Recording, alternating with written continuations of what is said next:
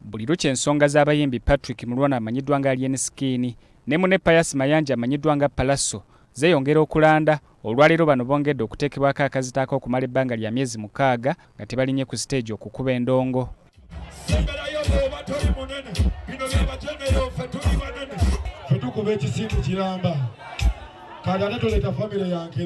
Wabaddewo ensisinkano olwaleero yeetabiddwamu ebibiina by'abayimbi eby'enjawulo, ebibiina ebitwala bakanyama, abategesi b'ebivulu ne poliisi, era mu nsisinkano eno baliko ebiragiro ebikkanyiziddwako okuteekebwa ku bayimbi.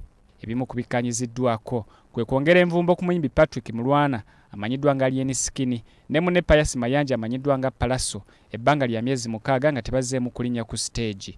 Era nga bbaanyi eno ejja kubeerawo emyezi 6. So myezi 6 nga ba promoters abantu bano tebabawa mirimu. Ne tugamba nti kino kirungi nnyo kubanga kijja kuyambako okulaba nti ba artists ate tebaddamu kuleeta kajagalalo. Kyokka ne bannannyini bifo ebisanyukirwamu balagiddwa obutakkiriza bayimbi bano kuyimbira mu bifo byabwe mu bbanga eriteereddwawo ery'emyezi 6.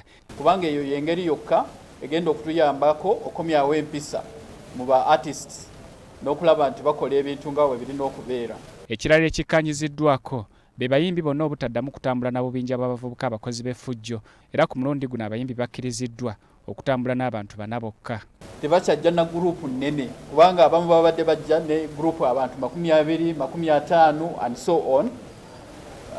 Tusazeewo nti artist abeere ng'ajja n'abantu bana bokka. Bano era basazeewo poliisi okukwata abayimbi bonna abakola effujjo ku bannayuganda mbikujjuko eby'ennaku enkulu, era buli muntu eyakubwa abavubuka b'abayimbi bano omuli ne bakanyama basabiddwa okugenda ku poliisi okugulawo emisango eri obubinja b'abayimbi bano abakola effujjo.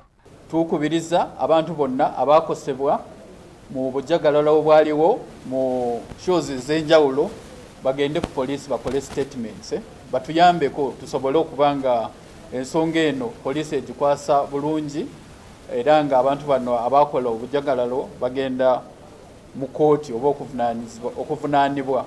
Abayimbi bonna balagiddwa okufuna obukuumi okuva eri poliisi oba bakanyama abalina obumanyirivu mu nsonga z'ebyokwerinda.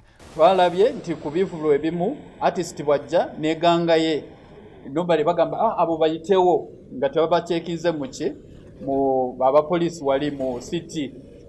So ne tugamba nti tekyaliwo kuttira artist yenna ne group ye ku liiso. Buli muntu alina okuyita mu kumuceekinga okwa security.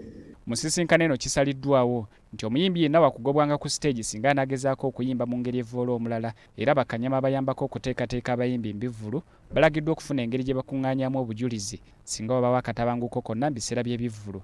Omuyimbi Daniel Kazibwe amanyiddwa nga Lagadi ategeezezza nti tebayinza kutunula butunuzi nga balaba omulimo gwabwe gwe baludde nga balwanirira gusaanawo abantu abeenoonyeza ebyabwe ng'abantu ssekinnoomu. Kubanga eno industry tetulugirwanirira okuba nti ebeerawo.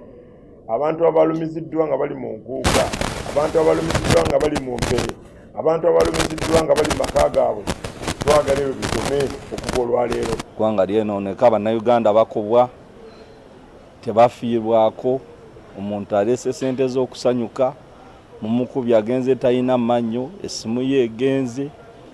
Kituufu nnyo tulina abamemba 4 baakubwa mu nkuuka, mu kifo kimu mu nkuuka bakuba babawunsa 4. Wenjogerera bali mu malwaliro ag'enjawulo, abamu tebasobola na kwogera. Ate emyaka 2 egiyise emabega tufiiriddwa babawunsa abawerera ddala 13 nga bayaayi be babalumba. Ekirindiriddwa kwe kulaba ngeri ki ebiragiro bino ebigenda okuteekebwa mu nkola oluvannyuma lw'okuba nti n'okutuusa kati tewali muntu yenna yakwatiddwa ku ffujjo lyonna erize likolebwa wakati w'abayimbi ababiri. Zubairi Lwalira, BBS Telefayina, Gambuuze.